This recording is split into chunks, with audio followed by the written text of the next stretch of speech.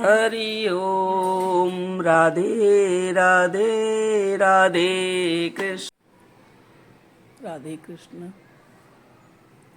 राधे जी को वस्त्र पहना के ब्लैक, शनिवार के हिसाब से ब्लैक वस्त्र पहनाया है, काला। और उनको नहला धुला के इत्र सेवा देकर मैंने इनके हार और टॉप्स और कंगन पहना दिया है। माथे पे टीका लगाया है। श्री जी को नहलाते हुए दिखाया नहीं जाता है, इसलिए मैंने इनका स्नान नहीं दिखवाया है आप लोगों को। मैंने डायरेक्ट स्नान के बाद वस्त्र धारण करवा के ही दिखाया है। इसके बाद सब कुछ तैयार करके चंद्रिका लगा रही हूँ। ये माता जी के सिर की शोभा है। और नाक की नथनी पहनाई। इस तरह से 16 श्रृंगार पूरा किया है, चुनरी उड़ा दिया है। और इस तरह से मैंने 16 श्रृंगार माता जी का पूरा करके उनकी बलैया ले रही हूँ। माता जी को नज़र न लगे, श्री जी को मेरी नज़र न लगे। राधे कृष्ण। अब मेरे कान्हा की बारी। कान्हा नहाने आए हैं और अब इनको मैं नहलाने जा रही हूँ। पहले शुद्ध जल, मैं जल में तुलसी और गंगा जी डाल देती हूँ, तो शुद्ध जल से स्नान करा रही हूँ। और स्नान कराने के बाद इनको जो है तौलिए से, जो अलग से भगवान का तौलिया होता है मेरे पास रखा है। और जो भी लोग अपना भगवान जी को, ठाकुर जी को स्नान आदि कराते हैं, सबके पास एक साफ सुथरी स्वच्छ तौलिया अलग से होती है। और उससे बस मैंने पहले भी कहा है कि भगवान जी को रगड़ के नहीं पोंछा जाता है, बस धीरे से उनको वैसे सुखा दिया जाता है कि पानी उनके शरीर पे कहीं न रह जाए। उस हिसाब से पानी को आराम से सुखा के अच्छे से तब ये इनको चौकी पे मैंने बैठाया है श्रृंगार करने के लिए।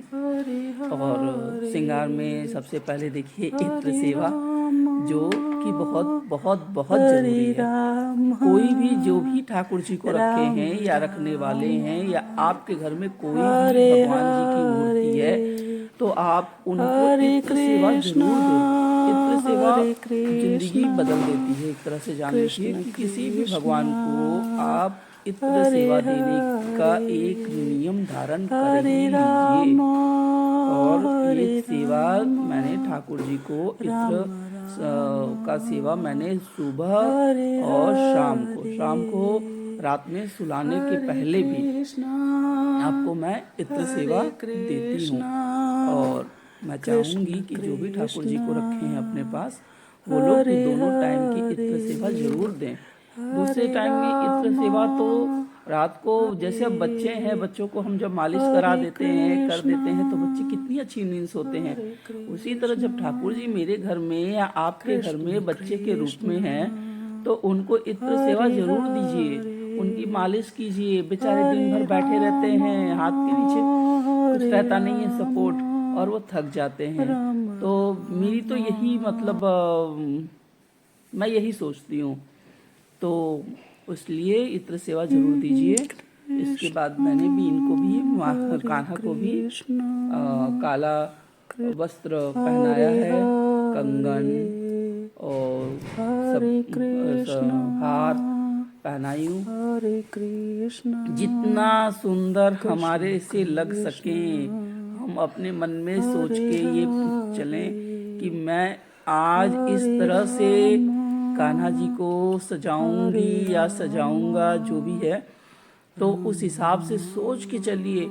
और बाकी सेवा तो जो इनको लेनी है वो अपने से ले ही लेते हैं। ये नहीं है कि हमारे करने से ही होगा कोई चीज़, वो अपने आप आपसे करवा लेंगे। मेरे साथ तो कई बार ऐसा होता है कि जब इनको जो चीज़ पहनने का मन नहीं करता है, वो इतनी बार उसको गिराएंगे, इधर उधर करेंगे, और एट लास्ट कभी कभी तो ऐसा होता है कि मिलता ही नहीं है मुझे वो चीज़।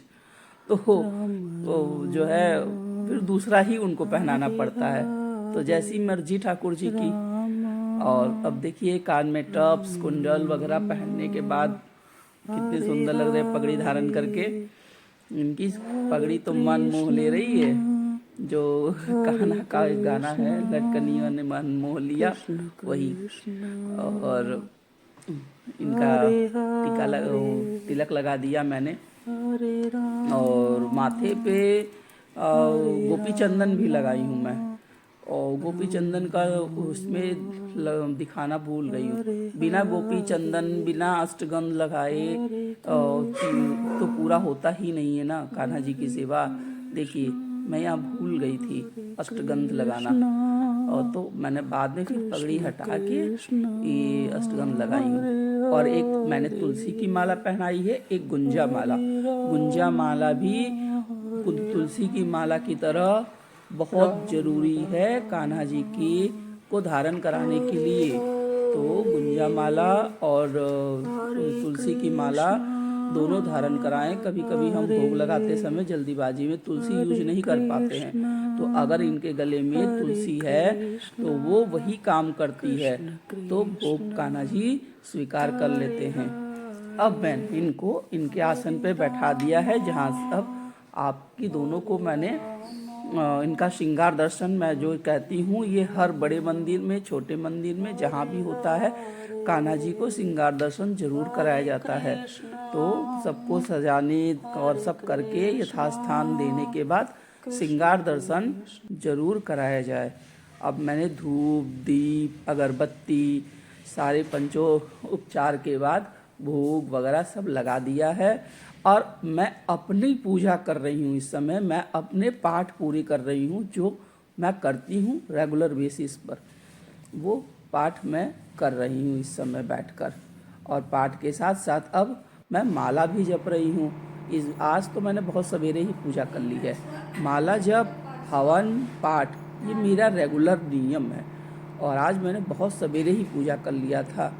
तो ये माला जप मैं कर रही हूँ, और इसके बाद पूजा करने के बाद सब करने के बाद मैंने अपने घर की घंटी लगाई है मंदिर में। घंटी को बजाकर अपना सारा पूजा समाप्त किया है। इस तरह से पूजा करें आप लोग भी शनिवार के दिन। हरि ओम।